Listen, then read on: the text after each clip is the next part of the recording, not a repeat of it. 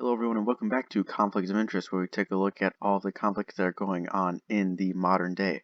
So first of all, we are going to look at Ukraine, and the first direction we are looking in is Ivanivka. So first of all, we can see that Russian forces have further advanced in this area that Ukraine had just taken just a couple of years ago. So we are expecting this to probably heat up in the next few days and weeks, considering this is perhaps the last little stronghold of Kharkiv area that Russia is holding on to, so we are probably going to see a bit more in terms of action in this area, which is, of course, an area that we haven't seen too much movement previously, so that's definitely something to keep an eye on.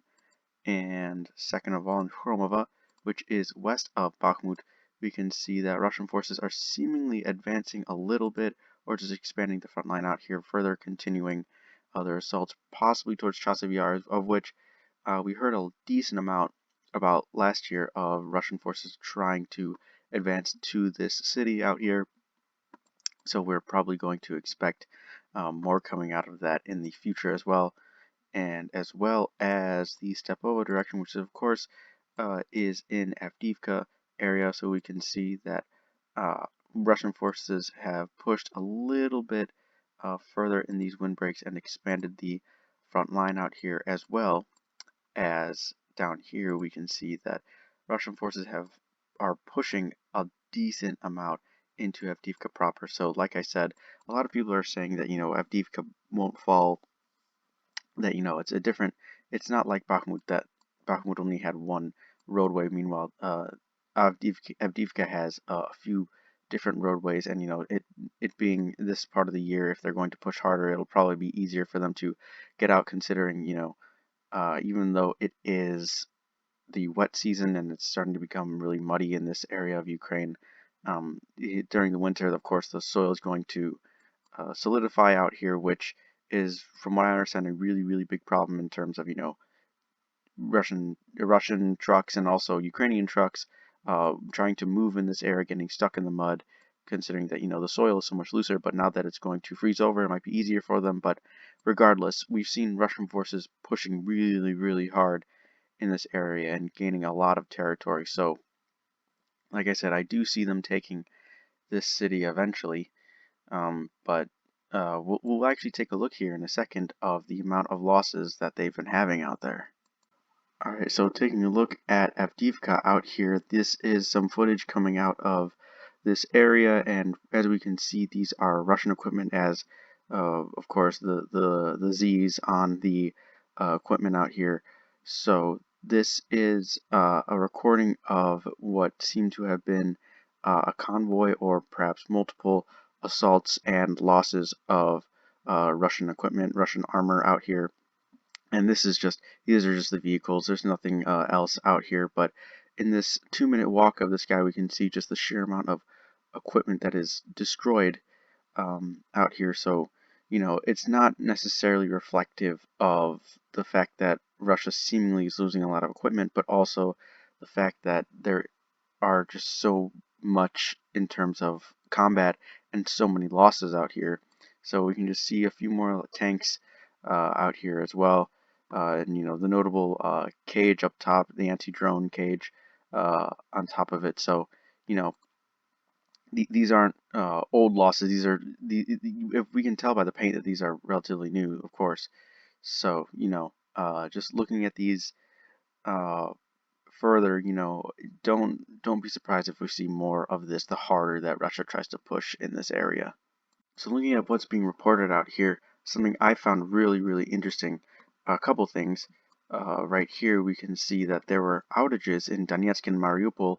So as to why there are outages out here, is Ukraine going to try and push in these directions? I mean, we've seen Ukraine try to push further into Donetsk out here and try and push sort of in this area to counter perhaps the Avdiivka push, but also there were reports of drone strikes out here near Moscow.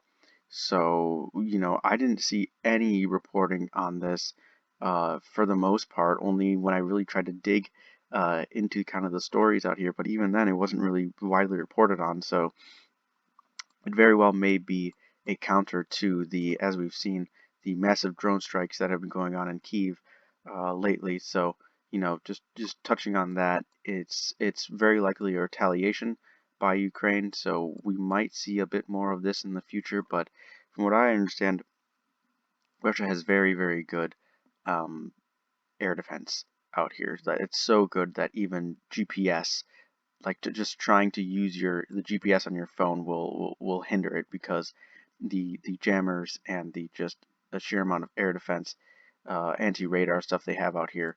It'll interfere with the tracking on your own phone.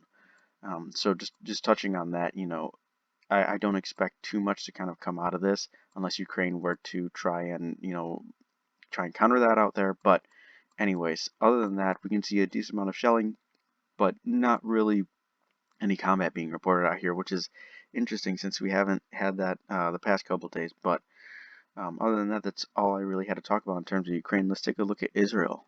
All right, now just talking about Israel really quick. First of all, of course, we haven't seen any movement by Israeli troops in the Gaza Strip, considering that there's a ceasefire going on and they aren't fighting at all. But there is some clashes going on throughout the West Bank, as we can see, and seemingly some bombings going on out here. So that's definitely something to follow and keep an eye on. And also in South Lebanon, we can see an airstrike kind of going on out here, or artillery shelling. But other than that, it seems to be pretty calm. So, just talking about Israel really quick, as I'm sure you probably heard of the hostage exchanges that are going on, that, if you aren't even following this closely at all, you would, of course, be hearing about it, considering it's the number one thing that's being talked about in the news as of now. So, I'm not really going to talk about that, considering that I'm assuming that you probably already know about it. Anyways, other than that, there isn't, of course, any combat footage to show, because there is no combat going on in this area, and especially in the Gaza Strip. So, other than that, let's take a look at something else that's going on out here. So, I'm going to preface this with one thing, and it's that Myanmar is not getting enough publicity. And the reason why is because, number one, what's going on in Myanmar is the longest civil conflict, or just conflict in general, that has been going on in the entire world. This is the longest conflict ever. And from what we've seen, is that it might be coming to an end. So, if the rebel groups, if the anti-junta forces succeed, the longest conflict in modern times will come to an end. So, number one, that's really significant. Number two, it's affecting so many people, and, it's affecting the entire country of Myanmar.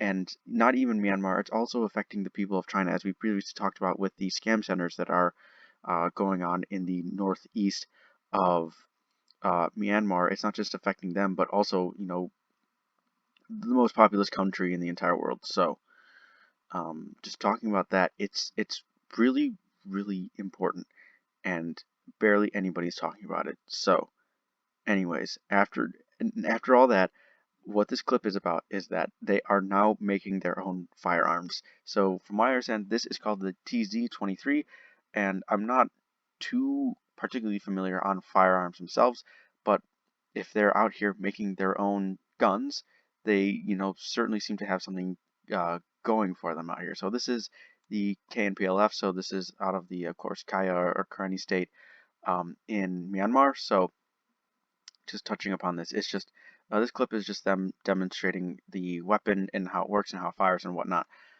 So if you are interested in this, I can of course link it in the description below. But this isn't something that you would expect from any other ragtag or regular forces. This is serious out here. So I really wish that there was a map resource out here for this conflict, because personally, the way that it seems to be moving, it's so dynamic and fluid, that it's moving in a way that is it's moving faster than Ukraine. Because Ukraine, of course, we've talked about it, that the front lines are more or less static, but this is a conflict that's moving all the time. And it's like it's the same in terms of Israel and Gaza, right? But this is affecting all of Myanmar. This isn't just affecting Gaza Strip, West Bank, maybe north of Israel. This is affecting pretty much all of Myanmar. But anyways, if anybody else has map resources that we could use, and of course accurate map resources, I'd be glad to share them. But other than that, we've seen a lot of anti-junta successes out here in Myanmar. But other than that, let's wrap this up.